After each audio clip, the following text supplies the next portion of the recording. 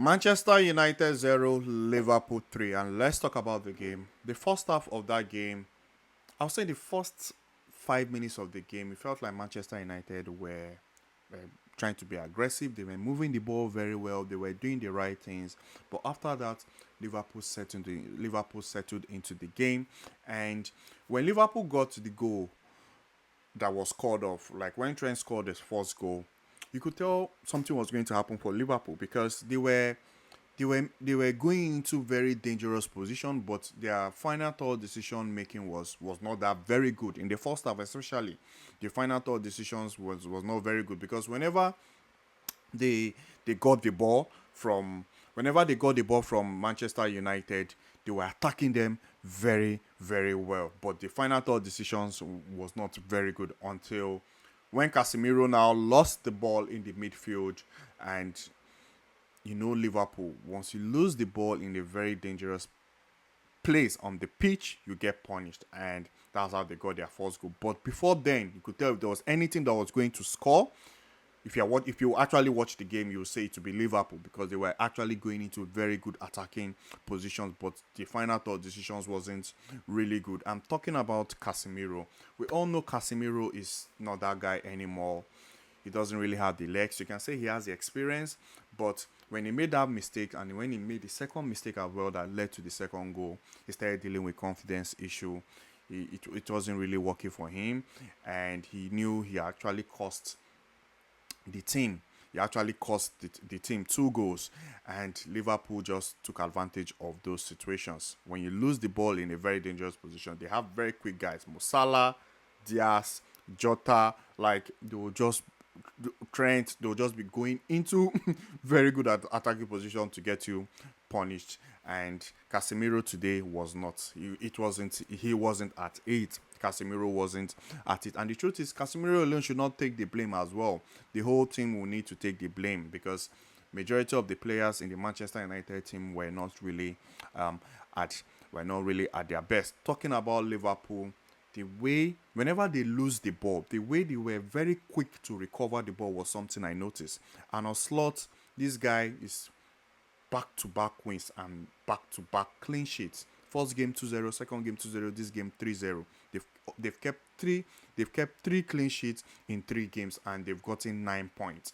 So whenever they lost the ball, they were so quick to recover the ball. Their passing was very good. Decision making was very good. Everything in that first half was just on point for Liverpool. Now, in the second half, of course, the most obvious thing was to remove Casemiro and bring in another player, which that was what Eric Ten Hag did. But I guess that was still not enough because Manchester United kept making mistakes whereby they were still losing ball in very dangerous positions. And when Kobe Mainoo lost the ball, which Kobe Mainoo had a very good first half, Kobe Mainoo was okay today. He did his best, but when he lost that ball, of course, you get punished. You will get they got punished, and that led to the third goal. And you could tell it was all about control right now for Liverpool. Manchester United didn't really create much in the second half. I think Zexi had 2 chances that could have led to a goal. I think very good cross or very good pass from Marcus Rashford, but at the end of the day, it didn't lead to a goal. And Marcus Rashford today was not at his best. Honestly, there were so like I would say I'm trying to look for maybe a standout player for Manchester United.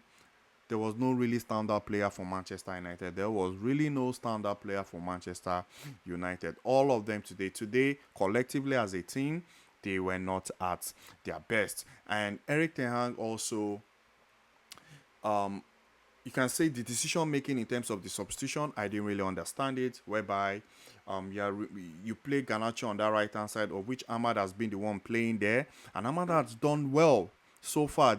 Ahmad has done well playing on that right hand side, and you're taking out Garnacho, bringing in Ahmad, and you're leaving Rashford, who we all know Rashford has been struggling. Rashford has really not been at his best going forward. I'll say Eric Ten Hag needs to trust. He needs to trust Garnacho on the left and Ahmad on the right. You need to trust those 2 young boys to give him to deliver the result for him. If not, things could get worse because Rashford, he keeps trusting Rashford, and it's really not working. It's really not working at the moment for Marcus Rashford. He left Rashford on the pitch for so long, and honestly, if there was one player I was expecting he could have taken off, was Marcus Rashford. Yes, Rashford tried to create something, but apart from that, he didn't really do much. Rashford didn't really do much apart from that. But going forward, Eric Ten Hag has to trust Garnacho on the left, Ahmad on the right. That's the truth. And also, another positive again. These are the positive Manchester United fans can take away from this game, knowing that, okay, Eric Ten Hag has to trust Garnacho on the left, Garnacho on the left, Ahmad on the right. And also, they know now Casemiro won't be starting any game. Now they've gotten Manuel Ugarte. I'm sure everyone knows the reason why they got that guy. Things will get really much better. So going forward, no more Casemiro in the midfield because today, oh my God, Casemiro today, not Casemiro when he lost those, like the first one, yes, very bad. Honestly, the first one was very bad from him, but the second one, to be honest, some referee will give that as a foul. Some referees won't, and in this situation, the referee decided to allow the game to go on. And when he lost that from that tackle, because it was a hard tackle on him, the first one there was no pressure on him, but the second one was like a tackle on him. He went to the ground, and Liverpool got the ball, and they scored their goal. So going forward, Manchester United fans know no more Casemiro in that midfield anymore. They'll be playing Ugarte, but collectively, like as a team together, collectively, Manchester United didn't really do well today. They were not at their best. For Liverpool, they were so on point. The way they were recovering the ball whenever they lost the ball, the way they were attacking, they were creating chance, like the way they were defending. Like I can't recall. I can only recall like 3 clear-cut chances for Manchester United, 2 from Zexi and Masari. Apart from that, I didn't really see anything apart from that. So Liverpool today were just on point. And on slot, honestly, shout out to that guy. 3 games, 3 wins, 3 clean sheets. 2 goals in the first game, 2 goals in the second game, and 3 goals scored in this game. And this was a big test for him. If there was any game where people will actually wanted to see, okay, well, what is this guy made of? And people don't really understand there's pressure on this guy also because he's taken over a club that has been with a manager they've loved for so long. So right now it's all about trying to win the fans' heart, trying to get them to like trust in his own philosophies and trust in his own process. And so far he's doing an excellent job. Honestly, he's doing an excellent job. He has done so well. 3 games, 3 wins, 3 clean sheets. And I don't know if you're a Liverpool fan out there, let me know, because I couldn't see much difference between him and Klopp in terms of style of play because they were pressing so well. Whenever Manchester United got the ball, the way they press, the way they take the ball, Trent moving into the midfield, Trent was giving very, very, very, when I mean ridiculous pass in a very good way. Like Trent was giving very good passes. That crazy passes, like the Trent played so well today. So, like, it was just like I was watching a bit of Klopp because everything was just similar. A bit similar in terms of the way they are pressing. They were very direct as well. So shout out to Arne Slot. He has done so well. And there's so much positive for Liverpool fans. There's so much positive there. The guy knows his stuff. You can tell the guy knows his stuff. You can tell there's a style of play. Like, they can tell there's actually a style of play. So, for the man of the match, I'm sure they gave it to Luis Diaz, of which for me, for me, it's between Van Dijk and Gravenberch. Gravenberch today in that midfield was wow. Gravenberch in that midfield today was excellent. He did an excellent job today in that midfield. Gravenberch played so well. Van Dijk, man, it seems as this guy is getting older, it becomes better.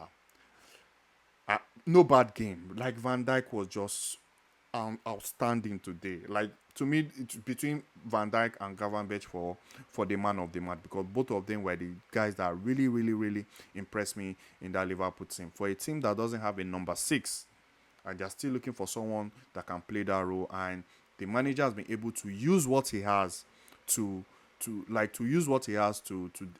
play, like to deal with the situation of not having number 6. Man, credit to Liverpool, a well-deserved win today. They were the best team from the first minute to the 90th minute, and they fully deserve this win.